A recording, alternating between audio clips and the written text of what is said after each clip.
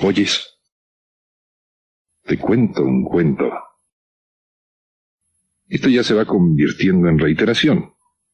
Pero yo siempre tengo que ampararme en algo y me amparo en decires añejos, en aquel antiguo dicho de los profesores de gramática latina que solían repetir una y otra vez el inculcanda repetenda, que traducido a nuestra llana y castellana lengua significa lo que tiene que quedar inculcado en la mente humana tiene que ser repetido 100.000 veces.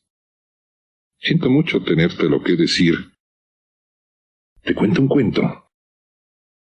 ¿Y si la historia fuera un enorme cuento digno de ser recontado una y otra vez?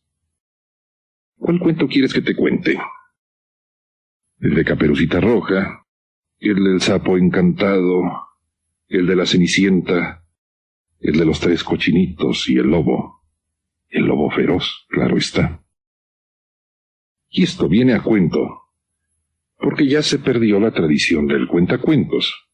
Y esto viene a cuento, porque durante miles de años al caer la noche, los cuentacuentos comenzaban a ejercer su egregia profesión. Y esto viene a cuento porque a partir de esos cuentos tantas veces contados, surgió lo que se llama la novela. Y viene también un poco a cuento porque la historia y la novela de la mano van. Es decir, la historia no se da en abstracto. La historia se da en la mente humana, en la boca, en la pluma de los seres humanos. Y al caer allí, la historia deja de ser objetiva para convertirse en una ciencia que lucha entre esas dos tendencias que son la objetividad y la subjetividad. Pero déjame y te cuento un poco del cuento de la Cenicienta. Durante cientos, miles de años, esta historieta fue transmitida de viva voz al caer la noche por los expertos, claro está, y lo tengo que redecir, por los expertos cuentacuentos. Pero tuvo tanto éxito la historia que tú y yo la sabemos. Por cierto, habías oído hablar de los hermanos Grimm.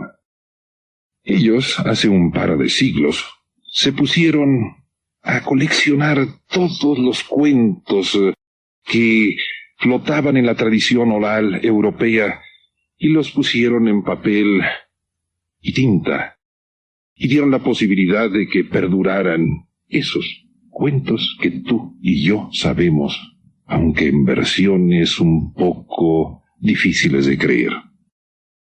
Te decía lo de la Cenicienta y lo de los demás cuentos, porque hace un par de años un temerario escritor, claro, allá, en la civilización del ocio, allá, cruzando el río, que otrora fue grande y otrora fue bravo, se puso a contar los mismos cuentos, no más que en forma distinta y por simple gana de molestar.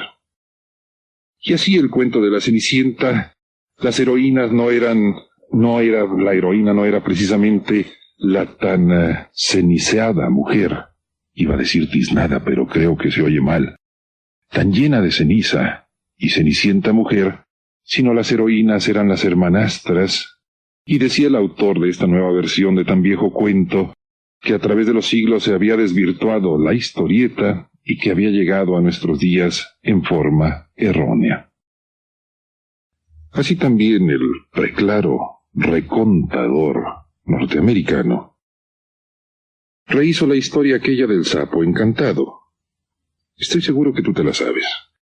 Érase una princesa que se encontró un sapo. No podía ser un bello sapo, pues los sapos feos son por naturaleza. Y decidió, ve tú a saber las tendencias, dice el autor, las tendencias erotógenas de tan preclara princesa, decidió darle un beso. ¿Y se te ocurriría darle un beso a un sapo? Y el sapo se convirtió en un príncipe. Hasta ahí el cuento marcha muy bien. Y la princesa se casó con el príncipe. Por el cansancio vendría después, como suele ocurrir en algunos matrimonios.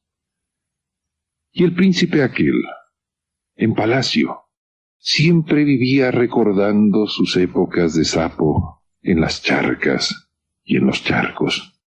Y en señal de protesta, dice el autor de la nueva versión de la historia o historieta de la princesa y el príncipe encantado. Este príncipe en señal de protesta se dedicaba a brincar por todos los sillones de palacio, y a brincar en la cama, pero no en el sentido correcto, porque él siempre, en su interioridad, añoraba los tiempos en que había sido un libre y horrible sapo de los charcos. Y el recontador también nos dice de Caperucita Roja, muy de a tono, muy de acuerdo con la época actual, que Caperucita Roja era simplemente una criatura sin alma ecológica, que tenía una horrible enfermedad que se llamaba lobofobia, detestaba a los lobos. ¿Y por qué ese final que la tradición oral pasó de siglo en siglo, que el leñador o el tumbabosques mata al lobo, siendo que la verdad fue que Caperucita fue devorada y le hizo mucho provecho al lobo aquel que la devoró, y así acabó con una lobofoba que circulaba por los bosques? ¿Y has oído la historia de Hansel y Gretel? Claro está, de Europa, de la tradición europea, de alguna forma llegó a nuestros oídos.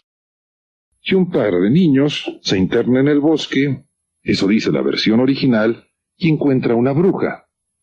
Pero la versión real, dice el autor, el recontador de los viejos cuentos, es que eran un par de niños que se dedicaron a hostigar una apacible viejecita que se había ido al bosque precisamente porque no quería saber absolutamente nada de niños, y ya llegaron a molestarle. Por ello les ocurrió lo que les ocurrió a Hansel y a Gretel. ¿Y a qué viene todo esto del recontar los cuentos? ¿Cuál sería la versión original? Te cuento algo. ¿Tienes tiempo? El otro día cruzaba yo por la Alameda Central, y en el extremo poniente había una persona ataviada de forma por demás singular, de forma extraordinaria, es decir, no de manera ordinaria. En torno a ella había un grupo de personas escuchándole atentísimamente, y claro, no pude menos que intentar sumarme a quienes oían a tan preclaro individuo en una disertación de parque o de Alameda Central, y me enteré de quién era. Te lo describo.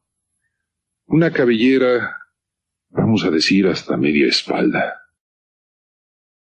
La cabellera detenida con una especie de diadema bordada con Shakira, con unas figuras, vamos a intentar situarlas, vamos a decirles prehispánicas.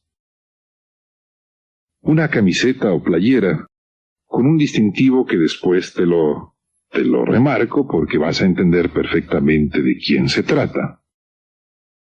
Un ceñidor de aquellos que utilizaban los habitantes del sur de Jalisco cuando todavía se usaba el calzón blanco. Un ceñidor que es una banda de tela roja, pero claro, en forma muy estilizada, el que traía este individuo que disertaba el otro día en la Alameda Central. Y luego unos pantalones de mezclilla ajustados, claro está, faltaba más, sobraba menos, de acuerdo a los cánones de la moda contemporánea que dicen que la mezclilla es lo que debe usar todo individuo bien nacido, o de determinadas tribus profesionales para distinguirse de otras tribus profesionales, y en vez de zapatos, unas zapatillas, una especie de botas, mocasines muy bordados, muy elaborados, llenos de lengüetas de cuero que le llegaban, las especie de botas le llegaban hasta un poco abajo de la rodilla. Total, una figura extraída de la pantalla chica o grande, una figura de esas que hacen pensar en la influencia de la televisión o la influencia del cine en las mentes desprotegidas. Por la insignia Tú sabes, las playeras y camisetas se han convertido en parte del lenguaje urbano. Ahí se ostentan letreros en diversos idiomas, letreros que pueden ser desde un ¿qué me ves? Hasta un mírame. Pero las camisetas se han convertido en parte del atuendo tribal, por ejemplo, de los adolescentes. El adolescente que quiere significar que sus papás han ido a un crucero, qué sé yo, qué sé dónde, tiene que ponerse la camiseta que le trajeron para gritarlo y vociferarlo a los cuatro vientos, o para decir ya fui a Disneylandia, y ya regresé, y mírame. Pues en la camiseta de este individuo había una figura precisa, clara, indudable. Un penacho. Vas percibiendo de quién se trata. Yo le voy a llamar el apóstol del penacho. Es quien ha organizado de una forma o de otra la devolución del penacho. Por cierto, yo debía dedicar una de estas conversaciones en las que tú me facilitas tan amablemente tu oído a elaborar una especie de fe de erratas. Tratar de corregir, de desdecir las cosas mal dichas, porque no creas que no soy consciente de todos los errores que pronuncio. Y te decía hace un momento al arrancar esta nuestra conversación, aquí estamos, tú y yo. Tú, ve a saber por qué. Yo, porque tengo ganas de hablar contigo. Te decía que los hermanos Grimm coleccionaron todos los cuentos que flotaron en la tradición oral europea y los pusieron en tinta y papel. Cuentos como La Cenicienta, La Caperucita Roja, como El Príncipe Encantado, Hansel y Gretel y qué sé yo. Y te decía que un autor norteamericano se atrevió a desafiar estos cuentos y a recontarlos en forma distinta y a hablar mal de la princesa que había desencantado al príncipe y decir que el príncipe siempre había querido ser sapo y qué sé yo. Y te decía que la historia es un enorme cuento digno de ser recontado una y otra vez. Y te decía que la fe de erratas viene a cuento porque en alguna ocasión, al hijo de unos amigos que me preguntó sobre la historia del penacho que está en Austria, en Viena, le conté una historia errónea de cómo el penacho había llegado hasta Viena. Total, Hernán Cortés, Carlos V que era Habsburgo, Carlos V que era de procedencia germánica, aunque nació en Gante, en Bélgica, su procedencia, su sangre era germánica, y cuando llega a gobernar España no sabe una palabra de español, pues su lengua materna era el alemán. Carlos V hace llegar el penacho a donde se encuentra.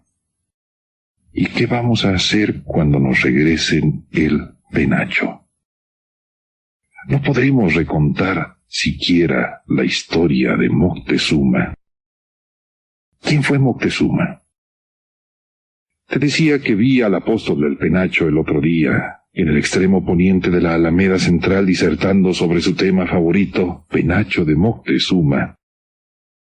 Y durante años tuve la oportunidad de deambular por el centro de la ciudad central de este país tan céntrico y tan concéntrico llamado México, y pasar por allí donde se encuentra el nacional Monte de Piedad de Ánimas, allí donde se encontraban las casas de Atzayácatl, el palacio de Atzayácatl, allí donde Moctezuma se asomó, allí donde a Moctezuma le dieron de pedrada